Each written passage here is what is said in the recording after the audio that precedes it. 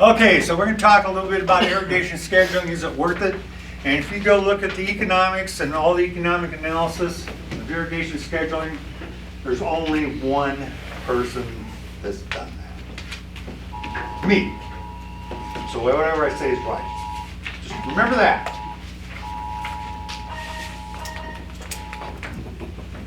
Yeah. 12-year-old girls, 9 out of Austin. Okay, irrigation scheduling refers to allocating irrigation water according to the crop requirements and the meteorological demands of the field, okay?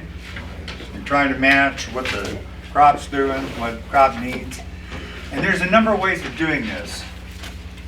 In fact, that's what I was hoping. Of course, Danny will be here, I think, a little later, and it's kind of interesting. But, you know, David worked with soil moisture probes, and then how you use those to do the scheduling and how you match it up with crop water needs. But also there's one where you can go off the ET networks and remote sensing. And Danny, for one, uses that. Pat Scarth has a program that looks at that way. It's less expensive than what we're looking at. I think you might find that interesting. And then on this, I just wanted to show you that these response curves are not linear. Yes, they do bend over on the amount of water that you plant or use, that the returns become less, okay, as far as yield. And also, when you think about it, it's crop specific, and Jordan's going to go over this presentation, so I won't, or this slide. I just put it in there just to remind you that this crop requires water, different amounts of water at different phases, okay? And this can play into your overall scheduling when you know this thing. You know, Jordan will focus in on these pre-water and cut it off in particular, and David will focus on how you keep this profile and what you should keep that profile at. Now, it's really kind of interesting. When you look at some of the studies, and there's like, 4. This one was done, okay, from the North Plains Groundwater District, and we'll look at that. I think this probably makes the most sense. Missouri has done a survey, scheduling survey, and the thing I like about that, it covers hundreds of people over a 10-year period. What Region 8 was saying, and this goes back to some of the foremost irrigation people in the region, the Terry Howells, the Nolan Clarks, those Jack Music, those that spent all that time studying irrigation for 30, 40 years. And then the last one is a simulation model. It was done by Freddie Lamb, and Freddie Lamb was kind of like the Leon New of Kansas. You know, he's that well respected. Just to see what these results look like. So on this, we're just going to talk about assessing the yield per acre inch of water applied by implementing irrigation scheduling, estimate potential economic impact, and then look at some of the potential benefits, not necessarily the cost. So as when North Plains was running this demonstration project for, basically they ran it for a 5-year period. Of course, as anybody in science knows, one of the hiccups is that what they didn't do is for the first 2 years, they didn't have a control. So if you put in irrigation schedule, what's that tell you? Nothing. You know, I mean, it could be good, but you have to have a control. Now again, you're dealing with producers, so it's always not so easy. Okay, so look at assessing the yield per acre inch of water applied from the implementation schedule. And so this is what they found. Now you got to remember that this thing is not quite, I want to say not quite the same thing, because they were looking at really restricting the water as best they could. And then when they looked at it, so on the controls, and these are going to be on the same farms, 12, 13, 14, and we'll look at that right now. Basically, they're averaging about 22 inches, okay, over that 3-year period. and a 200 bushel yield. Gotta remember this is way back here otherwise. So that means they were getting 9 bushels per acre inch applied. Under the controls, which is following irrigation scheduling, probes and all that other jazz, they're putting on 18 inches. So there's about close to a 20% difference in the water applied. So they're really trying to figure out how you restrict your water. And basically what they found is, yes, they got less yield, but they're getting 10 bushels per every inch applied.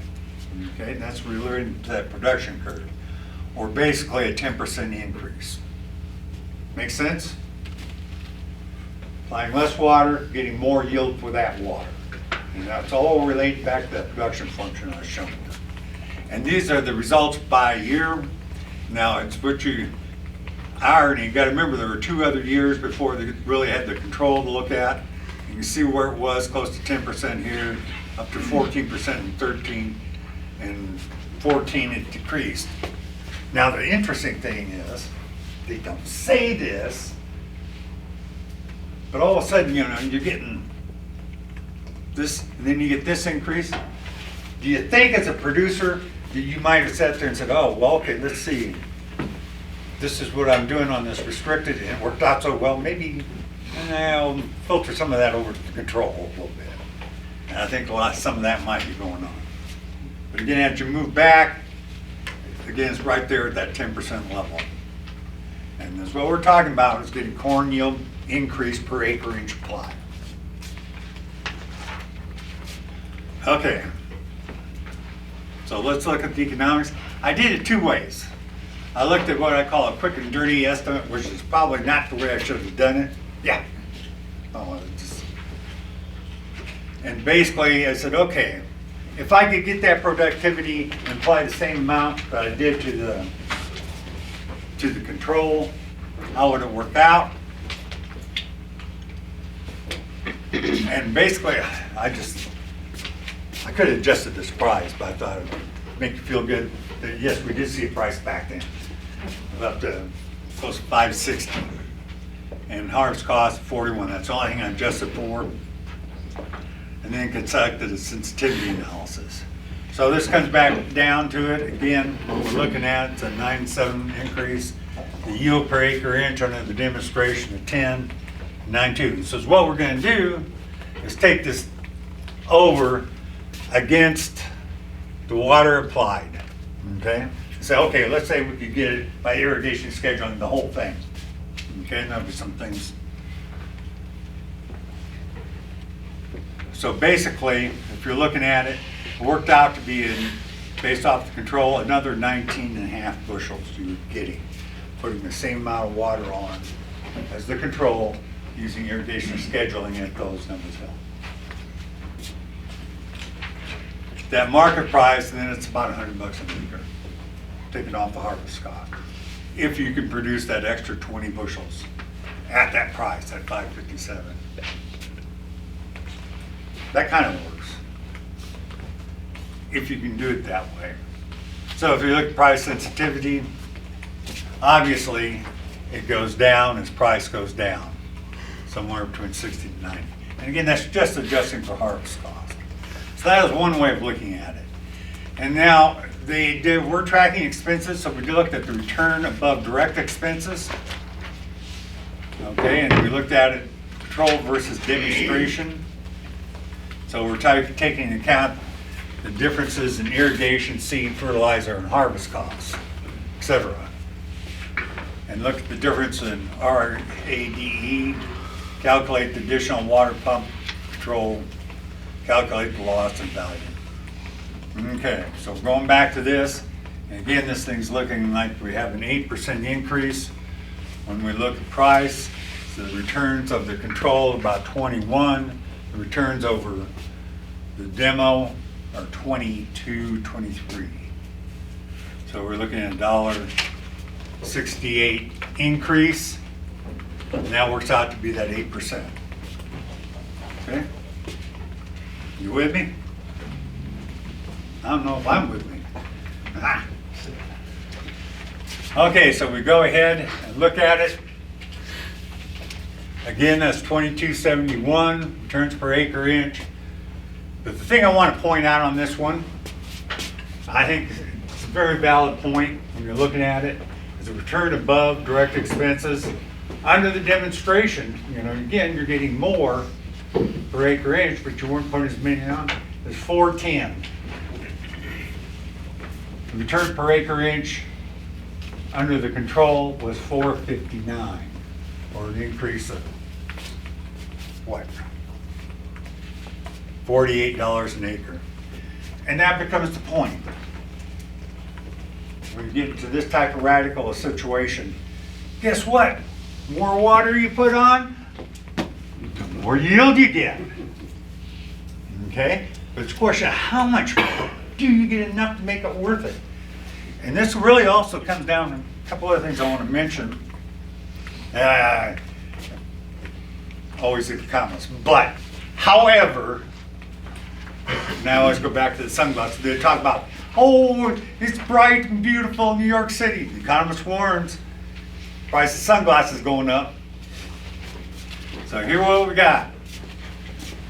So if we look at it, and we sat there and tipped this 459, which you got under the control, under the demonstration 410, okay?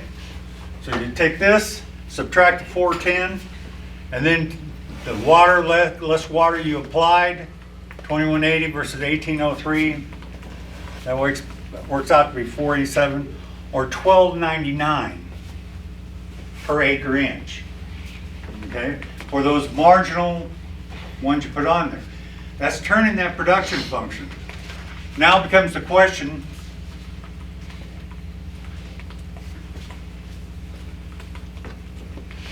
do you want to? Because again, you are making, what was it, 21 here? Even on the control. Now the additional water, those last 3 inches, 4 inches, you're only making 13. Okay? So this really comes down to me, when you think about it as a long run versus short run perspective. It may be 10 when you're a 10-year landlord. How long is your lease? How high is that price? If it's a high price and I'm on a lease, I'm going to be pumping. If it's a price, as the price comes down that, you want to tend to elongate. Okay, you think, well, I can save that water. Maybe next year I'll have enough water. Okay, because we are a diminishing resource. Okay, the Missouri study. I don't know. This is kind of interesting. Comparison of yields and differences in gross returns for irrigators who scheduled versus those that did not schedule. The study covered 9 years, but it is in Missouri. Okay, so you see this in parentheses, and that's the thing I like, is that we had irrigators who scheduled 93, 39, 44. We'll just look at the corn. Did not schedule 233, and then the gross returns from schedule. Okay, so it's an extensive study that they did. Now, what they considered to be scheduling and not scheduling in Missouri, it's always a question. And also, this is an older study, so it's at 350 bushel corn, so this numbers would be a lot higher. Because we're talking about, well, let's look at that, 13 bushels times 5, it's a hell of a lot more money. Okay, so it's at 7.5%. The increase for gross returns 7.5%. Now, see, this is the case where they're increasing return. That's what the irrigation guys say. Senate Bill 6 basically is what all those experts from this area that worked on all that stuff, Terry Howell and Nolan Richardson and all those people, said yes. Research indicates for them 2 to 3 acre inches can be saved through accurate irrigation scheduling. That's why I'm maintaining yields. 2 to 3 acre inches. Okay? So basically, they're talking about corn production, so basically that's okay, 10%. And that's what we're using in the regional water plan. by adopting irrigation scheduling. And again, that's what maintaining yields. The cost of irrigation scheduling is somewhere, and this would be as of last year, somewhere between $13.50 to $16.50 an acre. That includes interpretation and all that jazz. However, on the flip side, remember I mentioned Pat Scar's approach and that? That's a lot lower. Okay? And I know, and hopefully Danny will be here and he can talk about that a little bit when he's here because he uses Pat Scar. So there, you got 2 to 3 acre inches there. This last study I want to mention is Colby, Kansas. And this thing is done by Freddie Lamb and Danny Rogers. I've known them for a long time. And again, Freddie Lamb is the Leon New of Kansas. Deeply involved. And basically, Colby, Kansas, if you look it up, I think, where we're at, 20 acre inches, and it kind of varies to Amarillo, and it's basically is what they say. Colby, I believe, when I looked it up, was around 18. But then again, it's further north, so something to consider. Because what they did on this thing is they started out with 2 levels of irrigation capacity. So how filled is your profile? Okay, 60% or 85%. Okay, and then they looked at how much water you had. Could you make a pass and add an inch in 4 days? You make a pass and add an inch in 4 days with 60%. When you started with 60% field capacity, 85%. And then 60, 85, when you're only able to put 1 inch per 8 days. So again, one's more limited water, one's pretty nice water, okay? And then what they did is they ran this simulation over 48 years, okay, taking all the weather patterns they had in Colby, Kansas for 48 years. And basically what you get is the lines to maintain the same yield, okay? And this is what they're simulating, got to maintain the same yield.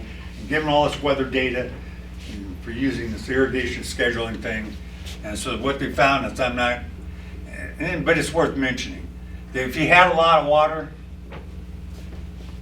you're freaking gonna waste a lot of water if you don't do something. But even when you got down here to, I said, the 67, 80%, 1 inch per day, that's these lines. The irrigation scheduling saved them about an inch, okay?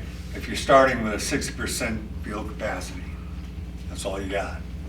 Or if you're at 85%, get that profile filled before you get started, it's about 3 inches, okay, by following an irrigation scheduling.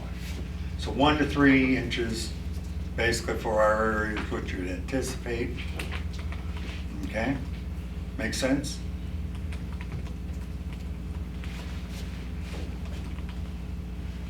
Depending on where you're starting. And that's what basically they say in this thing, okay? Irrigation scheduling may be more important when you got a hell of a lot of water.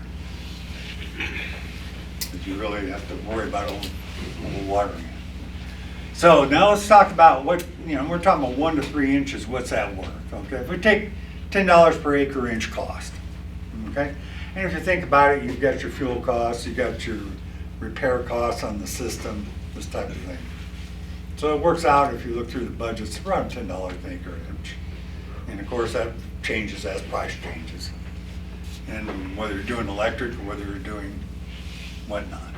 So if you take it, what is that acre inch worth, okay? So it's basically, if you're adjusting just for harvest cost, that acre inch, and we're using the 9.2 bushels per acre inch, okay, which I think is reasonable, don't you? Does that fit? Okay, it's not up there at the 10 or whatever, which could easily be done. But let's say 9.2, and this is just gross, $650, taking off the harvest cost, we're talking about $56 an acre. That's what that acre inch is worth. Okay? Not adjusting for fertilizer or that type of stuff. At 550, 46, at 450, 37, I haven't gotten the new one down here. 350, no. Yeah, the price is a little depressing. Okay? But just to give you an idea what that acre inch is worth. Okay? So how much do you have to break even? How much water savings do you have to break even to cover the cost that you're spending?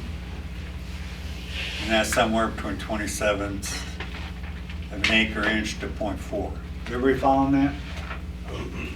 That water is valuable. What we're talking about? So how much in this area would we anticipate saving?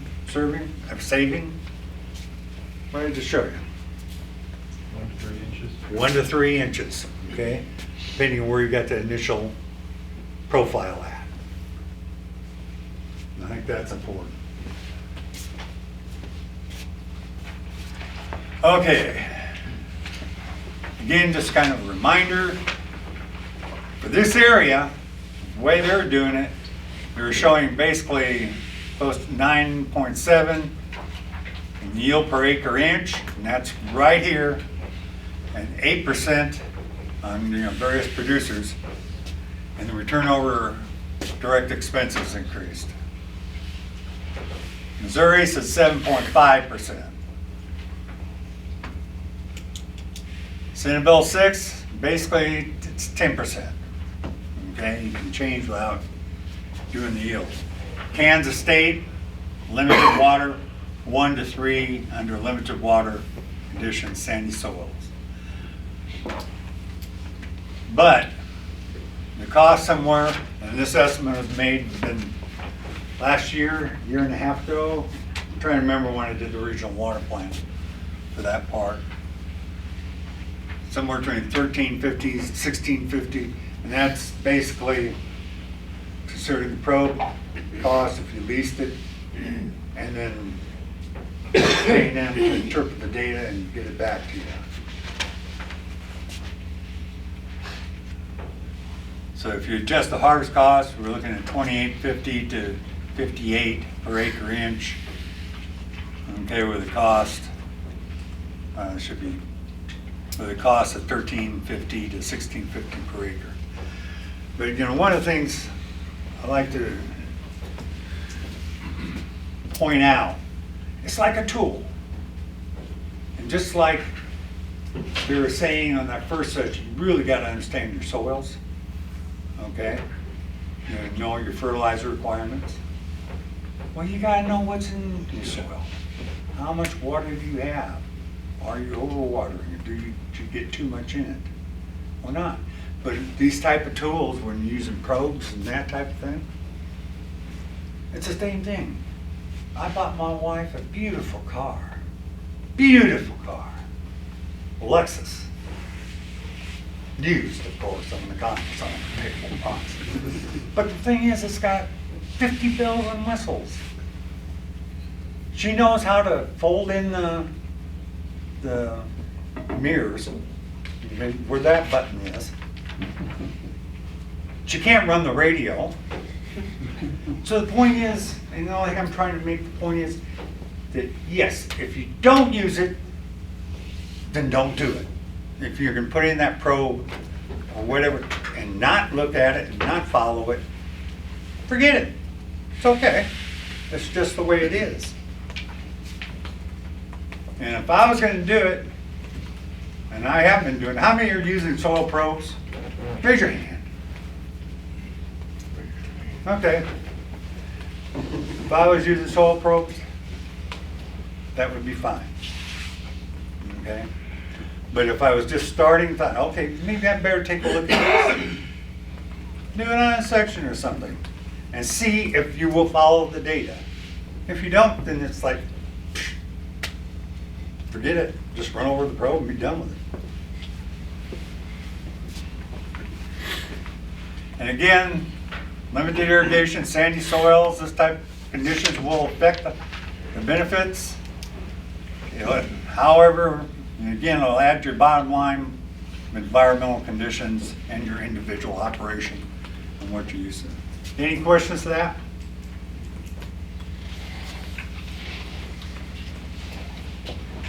I might just add some context. Sure. I live in Colby, Kansas. I live a mile away from that research station that Freddie was operating. You know, we're in a situation there that irrigation scheduling has become critical. As we go into 2027, we're gonna be taking our second water restriction, so we're gonna be down to 12.7 acre inches max supply, which, that becomes difficult. That becomes really, really difficult. So irrigation scheduling is critical to trying to remain financially viable in our geography, you know, as well as crop rotation and other agronomic practices, but it's a huge, huge piece of the puzzle. Any other questions, comments? So some that raise their hands that use soil probes, have they been beneficial? Do you use them? Or you just look at them? Both. Both?